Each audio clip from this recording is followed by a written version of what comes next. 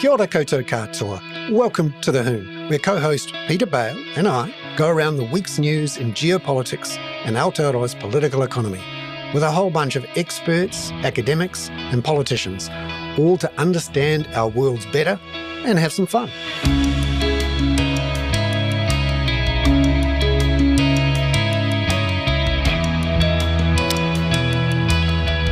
Kia ora koutou, and welcome into the Hoon for Thursday, the 12th of February. I'm Bernard Hickey, co-host, talking to you from a beautiful motel room in Hamilton.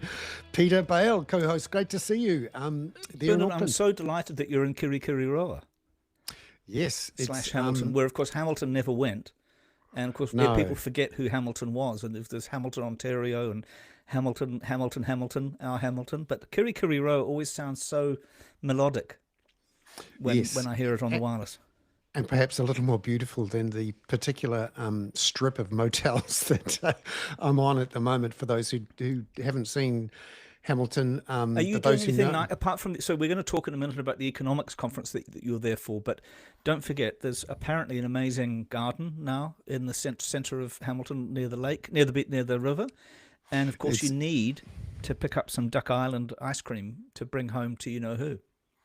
Yes, I mean, actually, she may, knowing whose issues with food, she may prefer a sorbet than an ice cream, I suspect. Oh no, it's my issues with food too, because not only will it be soupy by the time I get back in a car, it's good to stay away from the sugar. So I'm There's going no to be sugar in ice cream, Bernard. Well, it's a tiny bit. So get some sorbet. But anyway, those are the things that I think That's of. full of sugar but too. I haven't actually been yet to see that garden. Hamilton's somewhere you tend to go around rather than go through. But you're actually staying there. I have been to that garden many times, but now as a visitor, I will have to pay. They've one of these places that have brought in a visitor's levy, and you can see why they've done it. And many towns are like this now, where they're starting to realise I'm not getting any help from the government. I'm not getting any GST from the government who makes me pay for the infrastructure for all these visitors. So I'm going to make them pay. And interestingly, this week we had the government decide to charge a little levy for some new infrastructure, which in theory, there'd be a whole bunch of people around the country going, "Oh, I'd quite like to charge a levy for the infrastructure," and that's not a tax. So no, it's not a tax. Well, you're again jumping ahead, right? Yes. But so Bernard, we've got a slightly different shape of the show today because we don't have Catherine Dyer on climate today and climate and the environment. So we're going to wing it between there and the international section. And in fact, for unusually, we don't have Professor Robert Patman, because we have decided to give him a day off. We're going to have Andrew Gunn, who people have seen before, a young New Zealand journalist in Kyiv, who has just told us he was kept up until 5:30 by ballistic missiles, which I'm sure he will do an extremely good impression of, and let's just hope there aren't any during the show. But so we're going to do that. Bernard, who's the person? Tell us more about the person we've got coming in after Andrew on the domestic section. Yes, we'll be talking to Mike Casey, who is the CEO of Rewiring Aotearoa, which is a group of people who are keen on accelerating a move to renewable electricity, not just for our homes and businesses, but also shifting our transport and anywhere else we use energy into electricity. Particularly topical this week with the government's decision to go ahead with an liquefied natural gas import terminal in Taranaki instead of doing other things to try to. He also sounds like a pragmatist. I mean, again, you're getting ahead of your little the blurb you're going to do, but he's sounds like a really pragmatic person, because sort of from the point of view of the Hoon and the Kaka, depoliticizing it a little bit. It would be interesting to know what from his point of view, the practical aspects of this, because like I think you and I disagree. I certainly do. That it was the wrong thing. I believe it was the wrong thing to close down Marsden Point, and I think that is a strategic problem. But I think maybe Mike can cut through some of, not that there's political nonsense between you and me on that. It's just a difference in perspective about direction of travel. But he sounds like somebody who can cut through the politics of this. Yeah, I mean, he's simply saying, let's go solar because it's actually the cheapest, easiest thing to do Mm. and reduces our reliance on imports of fossil fuels apart from anything else. And actually, it's faster, it's cleaner. It's now that we've got very cheap panels and batteries from the rest of the world, it's a better thing to do. And the government's sort of stepped back from that by saying, right, well, let's go back to liquefied natural gas to try to solve some of our electricity issues, which he's saying, hey, we could have done something different. So we'll talk Yeah, about that. good, excellent. Well, that sounds really great, Ben. And of course, I think we discussed this yesterday when you came over to my house for a chat before we went down to Hamilton, and I was going to say that that was an unusual Hoon last week, where various things irked me slightly, no more so than our guest David Farrar and his views, and then you and I had a bit of a not a contretemps exactly, but a different perspective on how to deal with him. It wasn't helped by me dropping in and dropping out from time to time, but I lost my cool with David, which is not to say that I don't find his views largely reprehensible, and that his views that he expresses elsewhere need to be brought into, as they do with anybody. What people say outside the realm of a sort of nice, otherwise innocuous idea need to be taken into account, so you know where they're coming from. But I do regret getting a bit toey with him, and I've had a lot of feedback on it, both good and bad. But we'll push on. Yeah, no, it's great to be back this week, and it also gave me a chance to reflect too on how we can improve the Hoon, and also to think about what we're trying to do in terms of bringing issues to light, as you say, trying to come up with solutions, pragmatic ways of dealing with issues. And I'm looking forward to this week's show where we'll talk about what's going on overseas, but also here. And and Bernard, so you've come up with a. I mean, well, do you want to talk a little bit about the economics conference you're at first, and then do your brief roundup of Yeah. stories you think people need to know about? This economics conference sounds really interesting, and I saw, is it interesting, and what's coming out of it from your point of view? Yeah, I mean, it's good for me to go to because I get a chance to hear some of the current discourse, if you like, amongst economists, and interesting place where politics meets economics, because we had both the finance minister, Nicola Willis, and the Labor finance spokesperson Barbara Edmonds speaking at the conference, and there were a bunch of discussions, these panel discussions they have at conferences, well attended again. It's a bit like the big shindig for economists every year. I would like to have seen more of a self-reflective and perhaps a more honest, in my view, assessment of how economists, particularly in positions of authority, we're talking treasuries and reserve banks, but also the economics community, have essentially gotten it wrong for at least 20 to 30 Yeah. years. And they're not only Is it a herd mentality, Bernard? I definitely think there's a groupthink going on, and I would love to have seen a few challenges to that groupthink. Conferences are not necessarily the places where radical new ideas pop up. You would quite like to see some genuine discussions which challenge the failings and the problems of the profession, if you like. And in the same way, for example, that the Queen, in her way, cut through a lot of the bullshit immediately after the global financial crisis when she asked, I think it was the Bank of England or those at the London School of Economics, how come you didn't know this was going to happen? Yeah. And I would like to have seen that, but we haven't so much. But why aren't you? You're an attendee there, but not a speaker this year. Is that right? Have you spoken there before? No, I haven't. No. This is really just a chance for me to sit back and listen. But shouldn't you be the one who says, hang on a minute, this is a load of old bollocks. Just let me challenge you here. Or actually, hang on a minute, do you need me to come down and do that?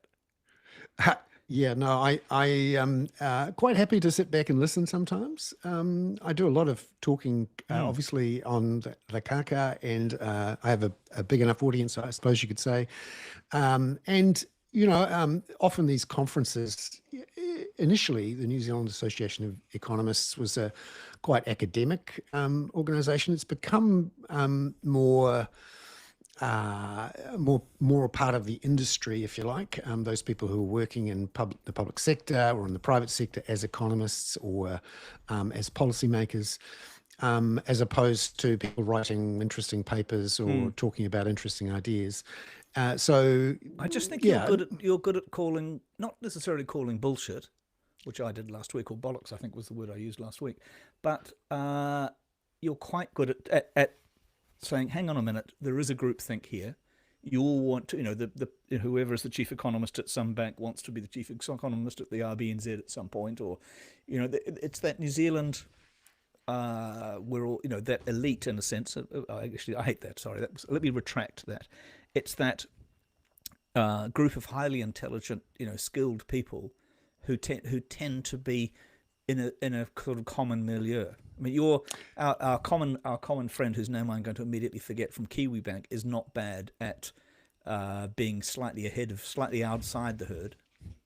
Yeah, Jared Kerr was actually there today and was one of the panel discussants, and actually did say in the panel discussion that he didn't think New Zealand had a debt issue that would require the sorts of cutbacks in spending growth and quite tough measures that the government's taking.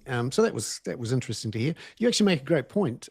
Maybe I should have prepared my own presentation, and here's what I would have said at the New Zealand Association of Economists. Well, I just think, like, I've done the same sort of thing at journalism conferences where you get people preaching. Anyway, you talked about Nicola Willis as well. Do you want to keep talking about that and the RBNZ inquiry? Yeah, so today Nicola Willis gave her views on the economy in an election year, and it was quite a political speech, and I think perhaps surprised a few people there who maybe might have wanted more of a reflective and deeper think about some of our issues and solutions.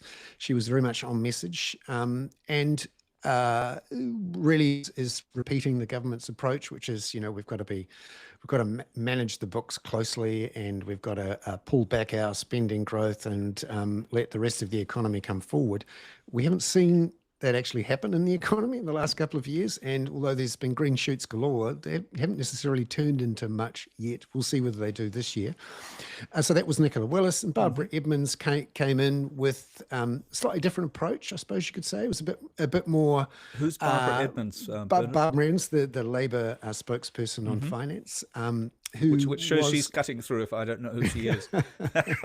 Yeah. I mean, it's in election year. She has been quieter, I suppose you could say, than perhaps other finance spokespersons. And I think Chris Hipkins really is the face of the party, if you like, or the face of the opposition. But Barbara is quite thoughtful, and but also was very careful in what she was saying in election year, because the opposition have yet to release their policies, really. We won't see that until after the budget. So it was a little bit of a standoff, if you like. Some shadow boxing went on, is perhaps the way to describe it. So that's their appearances. But something I'm keen to do at the Hoon from now on, at the beginning of the Hoon, is to give you a quick update on what's happened in my view that's worth noting in the political economy. Obviously, yesterday, Nicola Willis announced the creation of a new independent inquiry into the Reserve Bank's monetary policy actions during COVID, which is sort of surprising for a few people, given the government's been in power for 2 years, to wait for 2 years before announcing this inquiry, even though it had talked quite a lot about the need for such an inquiry while in opposition.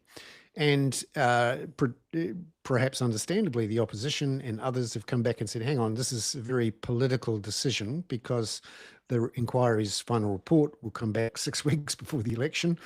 And it's pretty clear what Nicola Willis expects from the inquiry, which is for a finding that the Reserve Bank printed too much money and created inflation. And both of those things are very much up in the air and debated by people who who have watched the RBNZ, and certainly the RBNZ itself has already had its own, inquiry into its actions over COVID, which you could argue predictably gave itself a pass mark.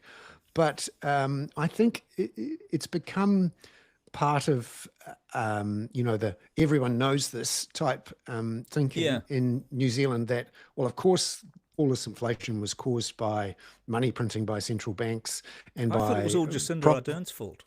Well, well, they're blaming Adrian Orr as well. And his departure, I think, and his replacement by Anna Bramman has changed the game, I think, for Nicola Willis. She can now push ahead and say what she wants to say without fear of... I wonder if it's a little bit like the second COVID inquiry, Bernard, that it's been dropped in there for political reasons in election year. Surprise, surprise. Yeah, everything becomes political, unfortunately. And so we'll get the result on that. So that's the Reserve Bank inquiry yesterday. And on Monday and Tuesday, we got more information back from the government on its plans to order up a LNG terminal. It's one of these big floating ships that essentially plugs into big LNG ships as they rock up to Port Taranaki, unloads the LNG, regasifies it, and then pumps the gas off into the national gas network to help those companies who are not able to get gas, even though quite a lot of it, at least half of it is used. And you would say that's Fonterra, Bernard, is that right? It's think Fonterra, the main party in this, or is it not, the glass manufacturers and so on? Yeah, Fonterra and New Zealand Steel are the biggest consumers of gas outside of Methanex, and Methanex takes about a half of it. And this question of the connection between gas shortages and electricity prices is really important. And there's good arguments to say, in fact, an official inquiry said you don't need to do this. Good arguments to say that this LNG terminal wasn't the best option. I think I had a good chat with Larry Blair from New Zealand Energy, an excellent Substack yesterday, in which he said in the short term it's probably the least bad of the options for dealing with this, and that there is a crisis for those gas users, industrial gas users. The problem, of course, for the government is that it's decided to pay for it through an application of a levy on all electricity users. So essentially, mums and dads, small businesses all around the country are paying a small subsidy to make it easier for Fonterra and New Zealand Steel to get gas that they need and to stay in production. So that will no doubt become, and already is, an election issue.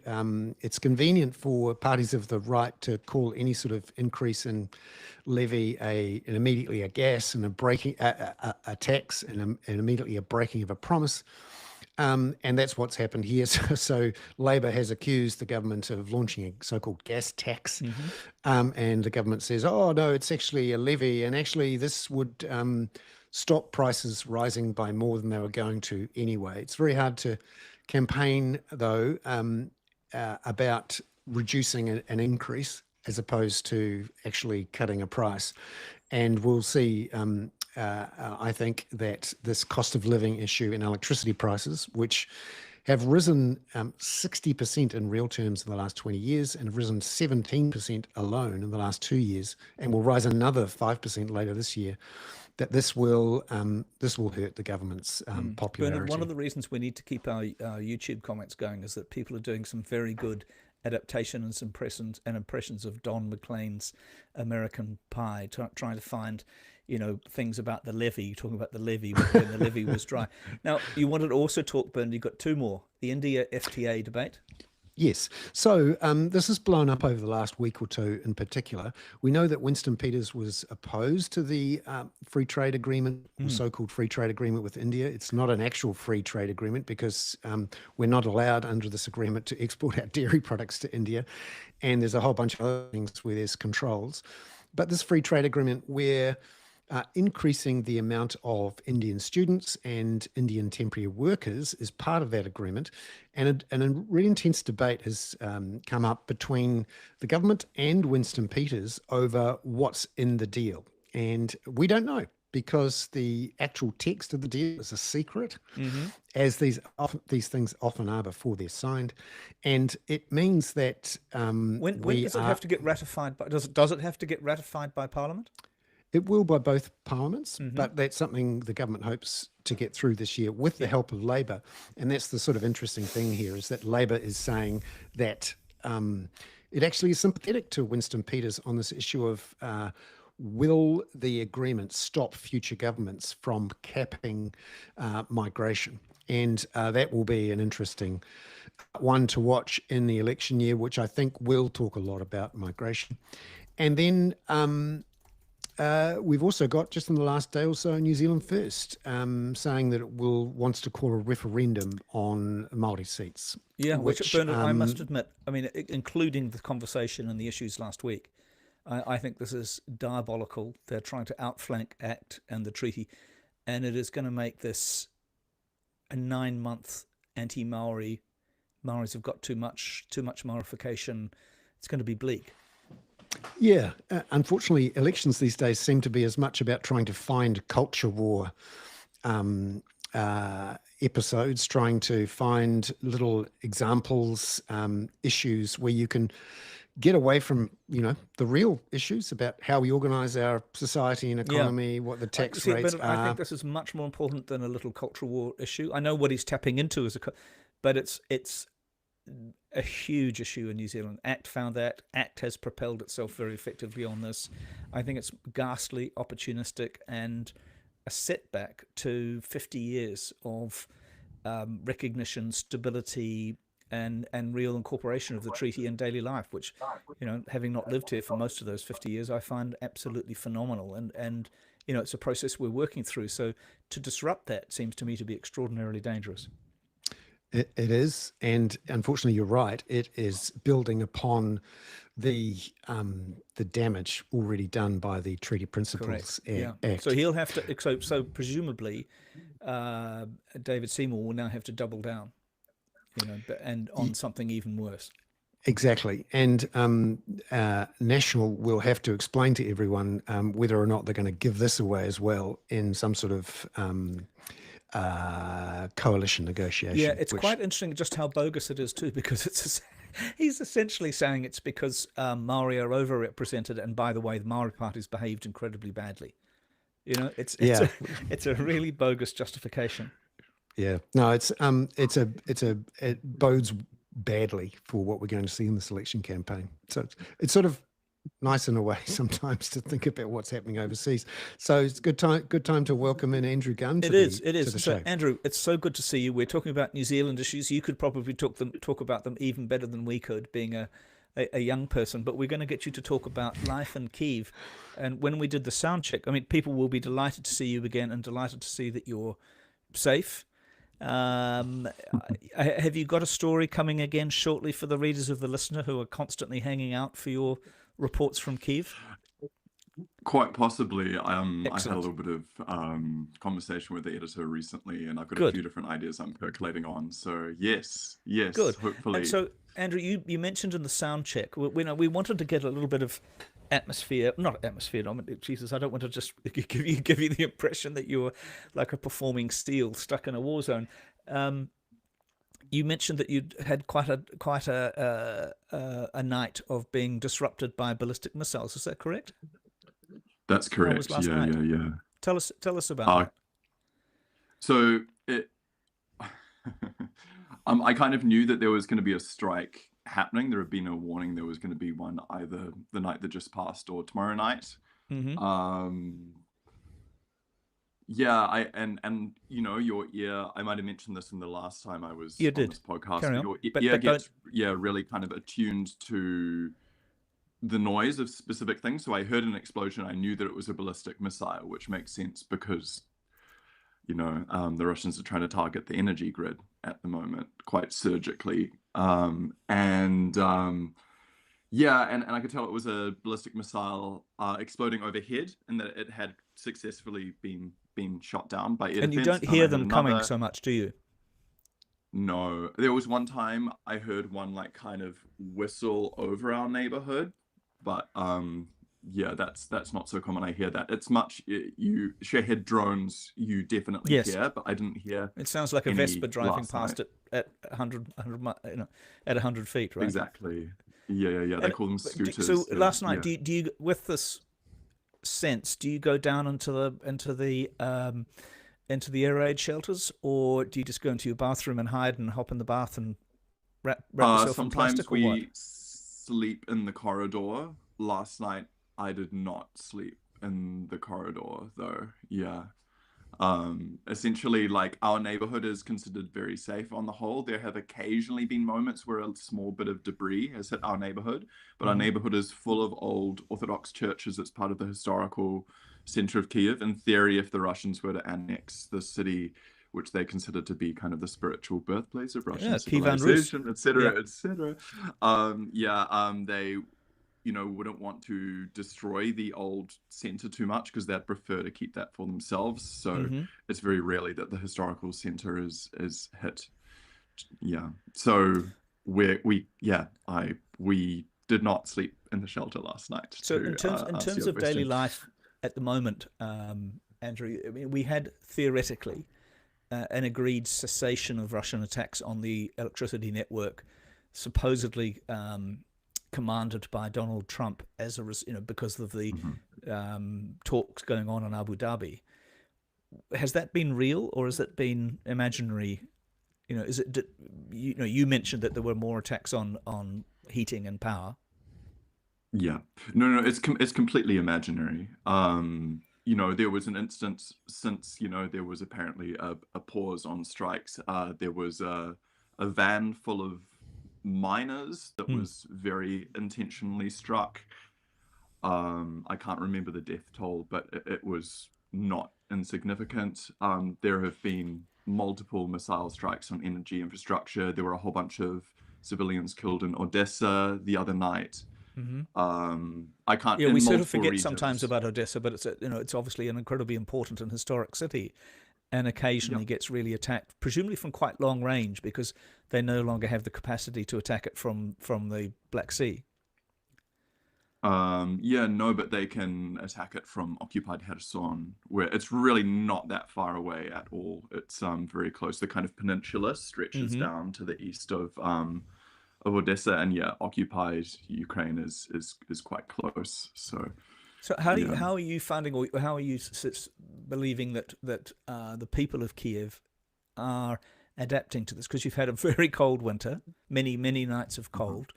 There must be some extraordinary innovation and dangerous innovation going on when people don't have I assume Kiev has those kind of combined heat and power systems that many of the Eastern European countries had, which makes them in a sense vulnerable to those central destructions, as opposed to being able to have your own 3-bar heater as opposed to your Califont in your house.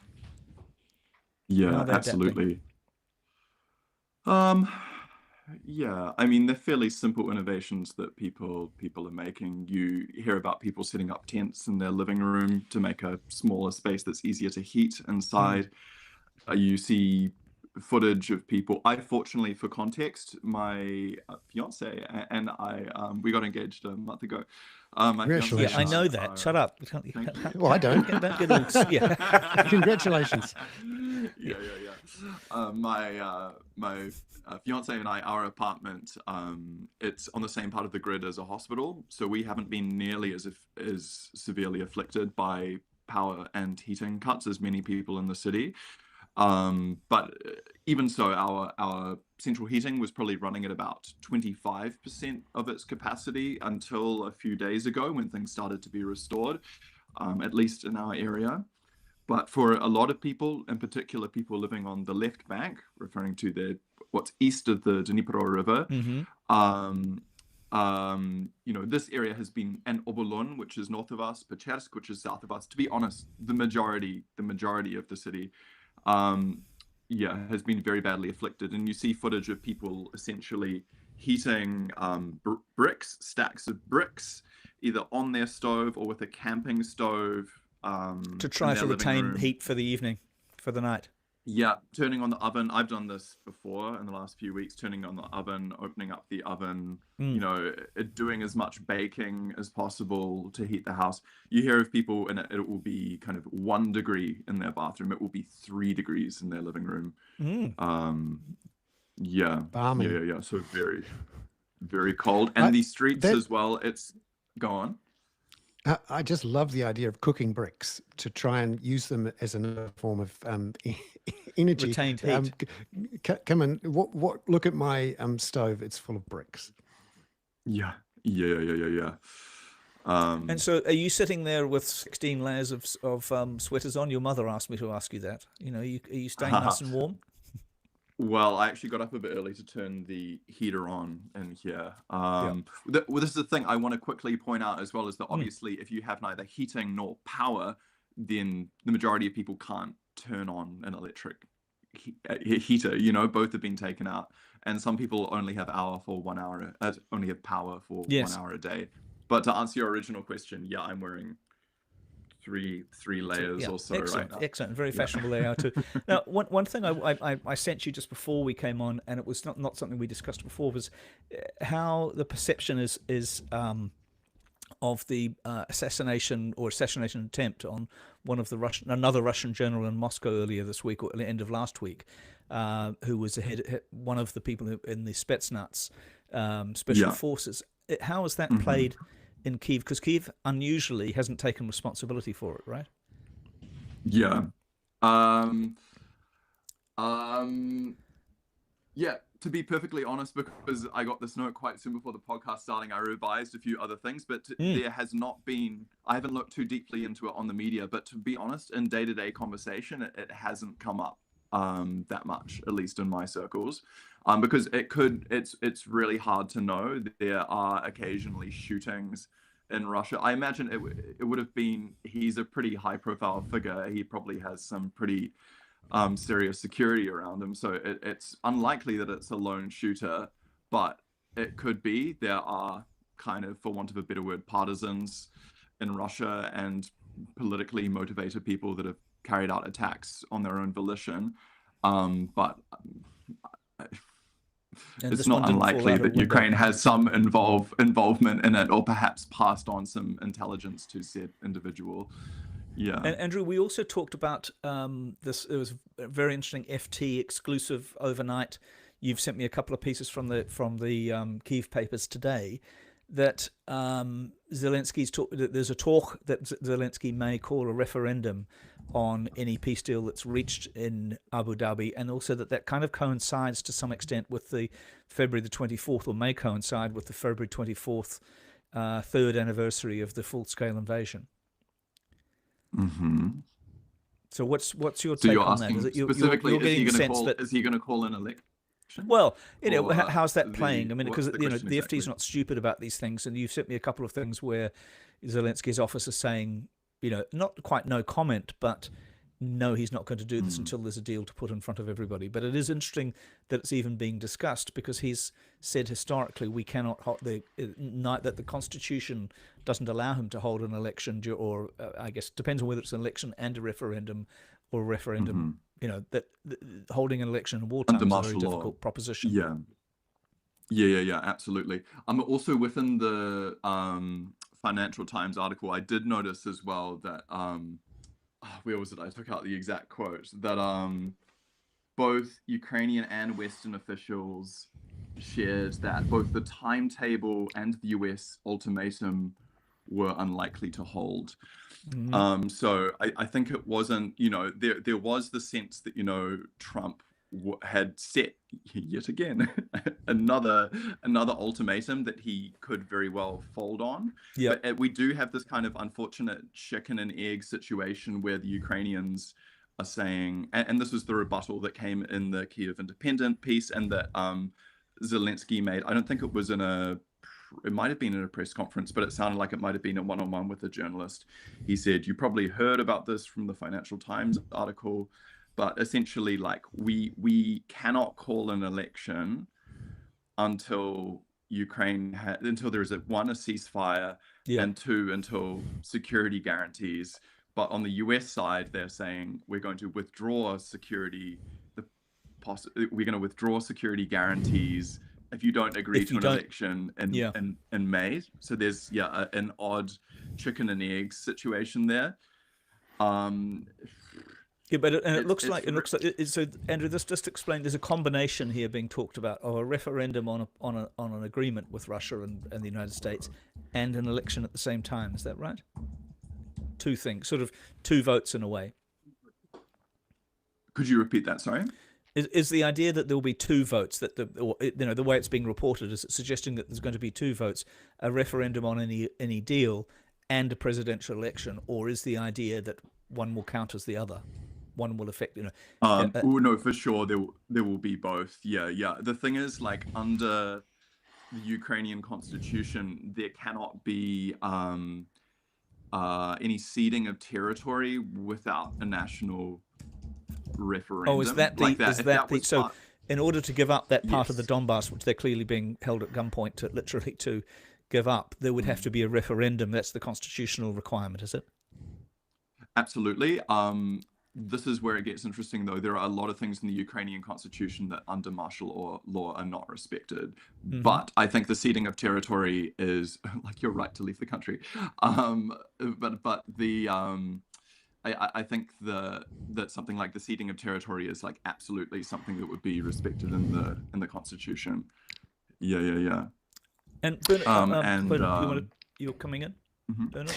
Yes, no, Andrew. I was wondering. Yeah, Andrew, I was wondering if I could ask about what your impression of the mood in Ukraine is as this conflict drags into fourth year. And it was pointed out to me a couple of weeks ago that this is actually now a longer war for Russia than the actual Second World War against Germany. And it occurred to me too that Ukraine, which has been under enormous pressure for 4 years, people must be exhausted. And after this long winter, do you get a sense that the will to keep holding on is crumbling at all, or is it this is just what we do for a living? We'll just keep on going. I'd say society is, to be very honest, I think society is kind of a little bit splintered right now, and a lot of that has to do with your socioeconomic background and your connections. I for sure have like a lot of friends that are from more working class background that who do not have the legal resources or do not have a job which can I'm talking about men of fighting age specifically and their partners, mm-hmm. And these people don't have grounds for exemption because their job is not considered like important enough to give them exemption from being conscripted. I know several people that have fled the country illegally. Then again, on the other hand, I know people that have good, comfortable jobs, and they might have some kind of contracts building bridges with the European defense sector, and it's quote unquote an exciting time for investment in Ukraine, and there is this very deep sense of kind of schism sometimes I encounter in Ukraine, and it's really heartbreaking, to be honest. I find it. And that just elaborate a little bit more, because you're saying that schism is along class and very much along class lines, which is kind of interesting. I don't think it's an entirely fair analysis. It's like I think that's an element of it. Like for sure, there are many people from a middle class background that willingly signed up, especially in the first wave of the Russian invasion of the country. But I would say basically, like, if you, how do I put this? Essentially, I would say the people that are the most gung-ho and are like, Ukraine can never cede territory under any conditions, potentially don't have, it's so hard to say though, because I know soldiers that are like, when I try and get out of them where their head is at and whether they feel like territory should be ceded, even if they think Russia might not respect the peace deal, many of those soldiers are saying, because they know so many people that have made a sacrifice, for this. They'll come out saying, look, we have to keep fighting. We have no other option. This is our country, and we've already lost so many lives, and so we need to stick at it. So yeah, I don't know. I think it's an extremely complex thing to answer. Let's go back to the original question. How is morale? Like I say, it's entirely dependent on your background and your experience of this war. Yeah. And it's always difficult to ask you these kind of general, how is everybody in a country of 30 million? But that is what happens with this kind of thing, and to some extent. So thank you for giving us that. Just two very fast questions.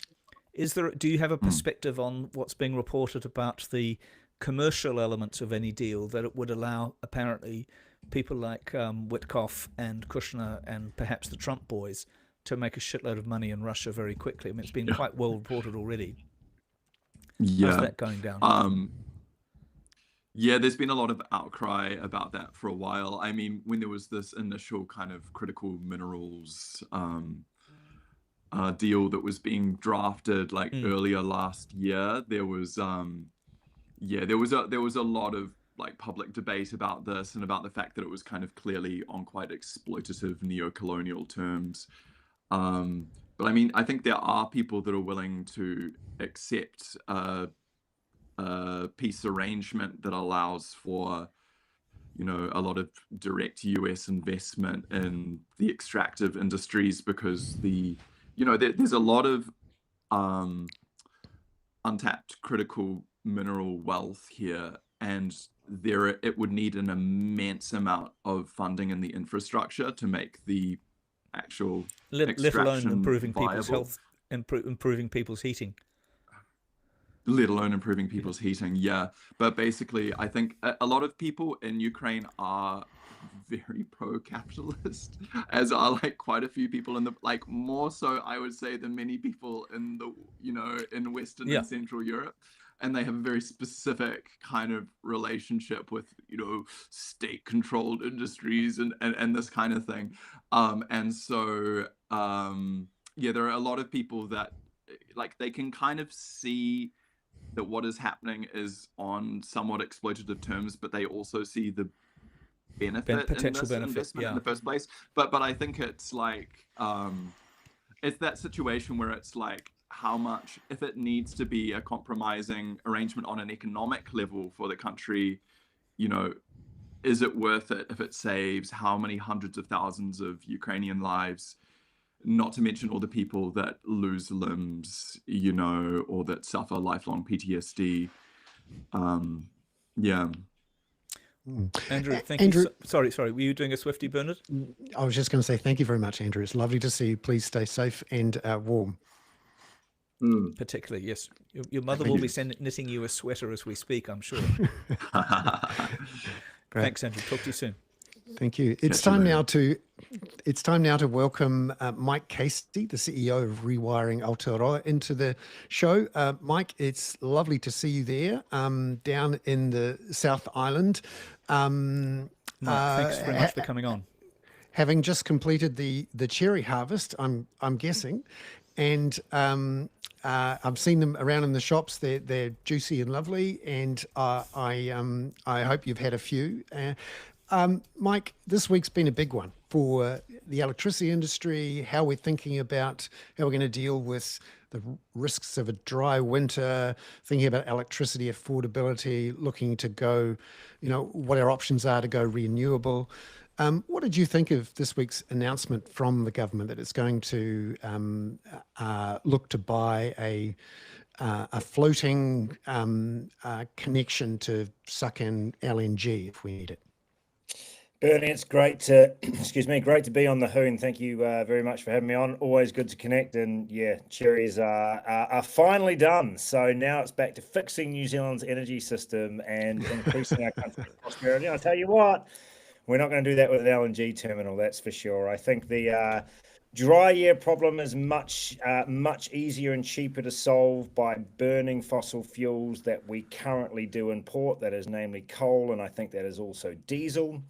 while we rapidly scale up renewables, because I think we can all agree by 2040, we need to have a renewable energy system. So we can talk a bit about that. And then I think the government has been a bit disingenuous around why they're talking about this. They're about to charge electricity users. Yeah, about to charge electricity users an awful lot of money for an LNG terminal, which I think is really designed to help continue industrial gas use. And so we can talk a bit about that as well, and why I don't think that is required.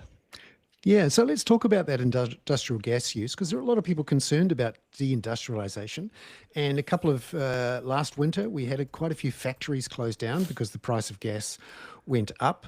And you're right, there's a risk here that the problem of the dry year and the problem of not enough gas to fire furnaces are actually two different problems, even though the prices, at least recently, of gas and electricity have become melded into one. But that gas that is being used to dry milk by Fonterra and to create steel by New Zealand Steel is really got not much to do with mums and dads and small businesses with their electricity needs. So how do you think we could solve, let's say, the industrial gas problem? Well, this is the thing that frustrates me with this decision, is that the Energy Efficiency Conservation Authority, EECA, has already done so much of this work. And so about a third of industrial gas use could be electrified today and is economical to do so, but probably requires a payback period of decades to achieve. And so therefore, boards and CEs aren't necessarily looking at that when they're in their boardroom meetings deciding about what to do. And so I think just simply incentivizing them with low interest or maybe interest-free loans to get that stuff happening is really, really a good idea.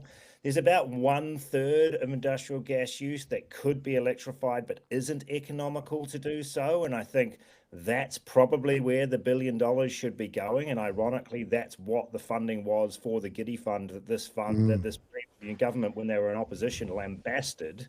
And now we're in a situation where we're going to spend that $1 billion again, but instead of spending it on helping our industry to electrify, decarbonize, and run a much more secure future, they've decided to spend this $1 billion importing yet another volatile fossil fuel from the other side of the world, when we're seeing all sorts of things go on in a geopolitical environment that suggests that the supply of energy is going to be a problem in the future. So, but Mike, just one second. There is one second, just to challenge that slightly, if you don't mind. Yep. Just so that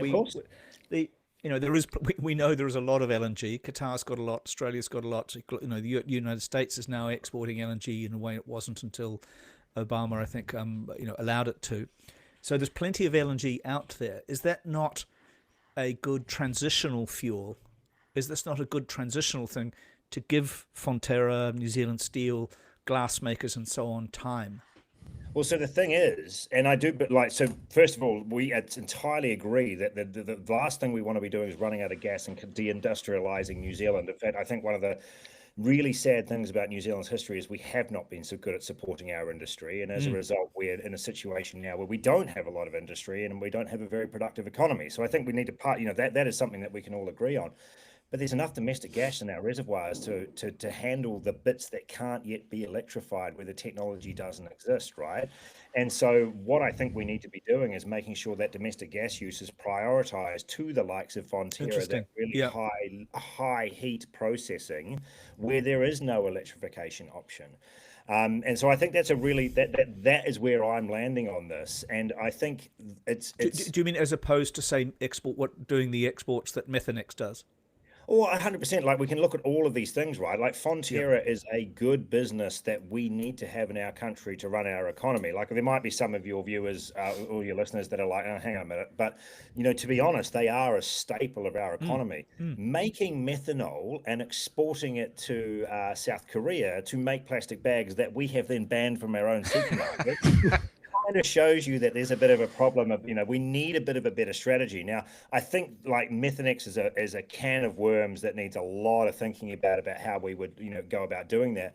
But I think overall, when you look at the EECA data, it suggests that actually we do have enough domestic gas to supply the industry that really, really needs it. And we should be focusing on looking toward the future for the rest of our industry and supporting them as best we can to get off gas. Yeah, Mike, the other argument against change, if you like, is that that solar and wind is unreliable, and that it's not nearly as good as this quick to turn on gas and coal, these peaker plants, so to speak, that, whenever it suddenly gets cold, you can't just dial up the sun, or you can't hope that it's going to be windy. But, there's been a lot of developments in battery technology and lowering of costs. Could we solve this issue, at least on the electrification side, with panels and batteries? Well, I heard Nicola Willis yesterday make the claim that when it doesn't rain or the sun doesn't shine, and I think that would be a very, very peculiar day when that happens, right? Like, the short answer, going back to the peaker plant and back to the dry year, which, yeah, I'm 100% agreement. The only thing that industrial gas users and the dry year have in common is gas. Otherwise, apart from that, they're entirely mutually exclusive problems, right? So if we park that one and we look at the dry year for a moment, we have peaker plants that could very easily be converted from gas to diesel. Very, very easily. You literally change a few nozzles and it's done. And also, we could buy more diesel peaker plants and we could resell them when we no longer need them at much less of a capital cost to the New Zealand public than a couple of $1 billion or whatever it's going to be on an LNG gas terminal that locks us into fossil fuels for way, way longer than we need to. So there is a temporary solution to get us through dry year that I think we need to be considering. And the problem with New Zealand's energy system and the way that the market's set up is we use the water in our storage lakes to run our electricity system during the day when it's either raining, not raining, and it's not sunny, I guess. And what happens then, of course, is that our lakes get low, and that's when we engage in fossil fuel use. And peaker plants are really important because the coal at Huntly takes a long time to crank up and a long time to crank down, whereas peaker plants, you can turn them on like that. But hydro, you can turn on and off like that as well, especially our like major hydro lakes of Pukaki and Tekapō and Taupo. You can turn them on and off really, really quickly. So if we're able to generate other energy during those times, and I think just to explain a dry year really quickly, it's usually when we have a dry autumn, we go into a winter and then the rain falls on the hills as snow. It doesn't hit the lakes for a couple of months and our lakes get really low. And that's when everyone panics and the price rises and the sawmills in Awakuni start shutting down, right? So that is something that we need to solve. But one of the ways that we can solve that is by really rolling out renewables to basically drain those dams less fast. So we call it preemptively firming rather than reactively firming our hydro. And one of the key ways to do that is through solar. Now, I'm a big advocate of solar on the roof, and it's really interesting. Like a solar install on one rooftop in New Zealand, get this, over winter, when it's a dry period, will generate the same amount of electricity as 1 ton of coal. Isn't that just absolutely remarkable? Mind-boggling. 360 kilos of LNG, one solar system, right? So you cover New Zealand's households in solar. Like, this is not the perfect solution, but it is a solution to lower people's bills. It's literally the only demonstrable way to lower people's. And Bernard's very good. Bernard's been going on about this for 3 years now, about the dropping cost of solar cells and batteries and so on. And you're absolutely right. Do you think, Mike, that there is an appetite for further hydroelectric development in New Zealand? I mean, I know the national government, the coalition government, stopped the development of the hydroelectric battery, which seems mad. Although I was just looking it up to see it was put at $15 billion as opposed to $1 billion or $2 billion for the LNG plant. Do you think we could have? Is there an attitude in New Zealand that would allow us to develop more hydro? I think it would be hard, but I think ignoring the social and the environmental arguments that would go along with this, like, solar is the perfect partner for our existing hydro schemes, and it is so much easier to roll out. And I think that's where, when you look at the government advice and what's happened, they're continuing to ignore it because they're like, rooftop solar and farm solar, that can't supply, 1.5 months of additional backup. And it's like, no, but it can probably, if we cover 80% of the households in New Zealand with solar, that is another 29 days worth of water storage in our dams based on 2024 data. If the farmers do it, right? Because one of the biggest things about farming is irrigation load in summer, but they don't use power in winter half the time. So all of the solar is sitting there ready to be pushed back to support our hydro schemes. And if you want to spend $1 billion still, whack a massive solar farm in the middle of the Canterbury Plains, for crying out loud. Back up our farmers. No. Sorry, we've got a huge dairy thing there that's putting poo into the Waimakariri. But just a second, Mike. It's such an interesting. You mentioned this. I think I'm sorry. It's called ICA. Yep. That sounds like. Could you just do one brief explanation of what it is and what it was doing? Because this is the kind of holistic view of consumption and where all this needs to go. It's not necessarily government directed, but it's like giving the right incentives to the right people, including ordinary humans.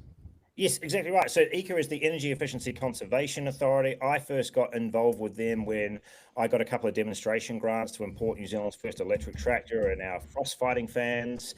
Since then, demonstration grants, haven't really been a thing under this new government, but they've been doing a lot of things with demonstration farms. They're kind of like the right arm of the government or the right arm of the energy minister in terms of delivery of a lot of these things. And I think, going back to our energy minister, I do quite like him as an individual, and I do think he's actually done some really good things as well. So, but I guess like any cricket umpire, there's an occasional howler, and this is probably a howler, like it's pitching well outside off, right? And that's a problem that we have to deal with now because we've got to figure out, potentially how to stop this, or if we do end up wasting $1 billion, how do we make sure that we still wean our way off fossil fuels? My biggest concern, I think the $1 billion is a lot of money to waste, but I think the committed emissions that could come from that by continuing to, keep New Zealanders addicted to fossil fuels is a massive hit on our prosperity as a whole. And we also heard this week that British officials are now asking quite persistent questions of New Zealand about its adherence to the Paris Agreement in connection to our free trade agreement with the UK. Just finally, Mike, before we finish up, well, you think it's final, Bernard. I've got one coming. Final. One final question from me: can we actually push any of this, or much of this solar power, the excess from people's roofs or from grids, back into the network? Because some people have pushed back at me and say, hey, our network is pretty much designed to be one way. It doesn't do the two-way thing very well. So this is what New Zealanders love to do, is we love to just make up reasons we can't do something to just continue on the path of the status quo. And the short answer is it's kind of right. Like there's kind of a little bit to that, but also totally not. And so Australia, we've seen Australia, they went through their solar revolution 10 to 15 years ago, accelerated by subsidies, so on and so forth. We saw this exact scenario play out in Australia, right? They got to we're at 3-4% solar penetration. They got to about 10% solar penetration. And all of a sudden, poles and wires overheated, things started to go wrong. There has been a massive shift that has happened since then, which is we now have this thing called batteries, which are now affordable to a lot of homes in New Zealand. And which Elon Musk helped Adelaide, South Australia, sort out that crisis with 5 years ago, right? Exactly. And now you've got the Albanese government that has installed 200,000 batteries in 6 months in Australia. And to give you an understanding, that is bigger than the peak response of Manapuri. It is absolutely massive what has been achieved in 6 months. A lot of a little is a lot. And the moment you put a battery in, you create this buffer between the grid and the solar system, right? And as long as you get the pricing right, as long as you get the incentives right, customers then program their systems to use batteries during peak times, which takes the congestion off and also absorbs power during the day that they can potentially use at nighttime when things get more expensive. And so I think that's the way that we need to be thinking about this. But we see a lot of, to Simon Watts, or Minister Watts's credit, he has gone out and he said he's called a bit of bullshit on the EDBs, and he said, no, actually, you do need to not restrict how much people export back to the grid. And that's massively going to increase people's return on investment from their solar, right? So credit where credit's due. That was actually a really, really good piece of policy work that has come out, from him. And I think this is the thing now, is like anytime someone says, oh, our grid can't handle it, or everything's going to fall over, I'm like, we've actually got a really, really good grid. We're just not smart enough to use it properly. And that's where we need to get to with New Zealand's energy system. Mike, I'm really concerned. This is my last one. I was really concerned to say that you had the right to bring in an electric tractor, because I was thinking about this because I saw a 1960s Volkswagen Carmen Ghia sports car in Ellerslie the other day with an electric Tesla probably motor in it, that goes like the clappers, and it's amazing. So I'm very much hoping you're doing that with a Fergie 28. I'm doing it with a 1989 Hilux, because you have to remember that I'm a cherry farmer. In order to fit in Cromwell, you actually can't get through the borders of Cromwell without a Hilux. Excellent. So, Excellent. It's your passport stamp to get into Cromwell. We don't do ads on the Hoon just yet, but let me just say that electriccherries.nz allows you to adopt a tree. Also, by the look of it, they've got some very nice cherry juice and 6 kilos of the best electric cherries every season. So it's a very nice business you've got there. And thank you. And it's the end of the season now, so you can talk about it all as you want. I'm not going to get any credit out of it until the season starts again. I've got something to We're all down. But no, the great thing is the support from New Zealanders has been absolutely unreal, and it's allowed me to not just focus on farming, but actually to go out and actually advocate for a better energy system for all, which I'm just super thrilled and privileged to be a part of. And yeah, I mean, I still pinch myself that I get to hang out with you guys online and talk to you. Like, when I first moved back to New Zealand in 2019, we seldom have people as cogent and as nice as you. Oh, there you go. Well, that's good to hear. But 2019, it's I would have been thrilled just to even have a quick chat. So thank you very much for having me on. We'll have to come and do a remote Hoon amongst the cherry trees. That's a bloody good idea. You know what? And we can run it. We can run it off the tractor. We can power the whole show. As long as I get to drive the tractor, please. Oh, you get to drive it, but we'll power the whole show off the tractor itself, right? Wouldn't that be something to talk about? It would be brilliant. Thank you very much, Mark. Thank you. Talk soon. See you. Bernard, did you know that I have a bit of a thing about tractors? Oh, I have a thing about tractors too, from my boyhood, where the only magazine that came into the house was the Dairy Exporter. Yes. And the big excitement was when Lamborghini started advertising tractors. Lamborghini, the business originated from the tractor business, and he got pissed off with Ferrari and developed luxury cars. But the best tractor I've ever seen, and this is going to surprise people, is in Venice. On a little island off Venice, where I once stayed in a very glamorous hotel that had been a sort of in a place where you put plague people, and in a little garage for its very small little island, it had an absolutely gorgeous bright red Porsche tractor, which I had never seen with a Porsche tractor, and now I get quite a few of them brought to me on Instagram when I need them. Now, Porsche tractor. Shall we close there, or shall we do my brief roundup? Yes, please. If you could do your brief roundup. Stories to follow this week, because you went on a little bit. Deadline for Ukraine coming up probably this weekend, coming out of Abu Dhabi. There's a Benjamin Netanyahu had a very unusually quiet and discreet meeting in the White House, but urgent meeting in the White House about Iran with Trump. Something is moving there. And I'll put it in the show notes, or lovely Simon will. This is a very big week for artificial intelligence, and I think maybe what I might do, Bernard, for either next week or the week after, is get a couple or one genuine expert in artificial intelligence, because ChatGPT released its latest edition this week and said that it is the first model that was instrumental in creating itself. The team used early versions to debug its own training, manage its own deployment, and diagnose test. So effectively, the models, the LLMs, are making themselves now and able to test themselves. And there's a lot of concern about that. A huge number of people have just resigned from XAI, the Elon Musk operation. There's something really big coming here that is going to affect us all. And if I can recommend, I'm not going to do a skateboarding dog today, I don't think, but The Economist does a podcast called Boss Class. And there's one this week, or last week, in fact. There's a series of 3, and they've just had the first one. It was the most useful thing for me personally as a user of AI, which I try to use and explore. And I've realized that I've been using it all wrong, because I've been using it very much as a kind of enhanced search engine. And it was a really good kind of primer about how to actually get the best out of it in a white-collar job to some extent. Also, we've got the Munich Security Conference coming up this weekend. If you recall, last week, J.D. Vance used it as an excuse to start the great bombing of poo on Europe. So let's look out for that. It'll be a very interesting phase. Thank you very much, Bernard, and thank you, everybody. Ka kite anō, everyone. We'll see you again.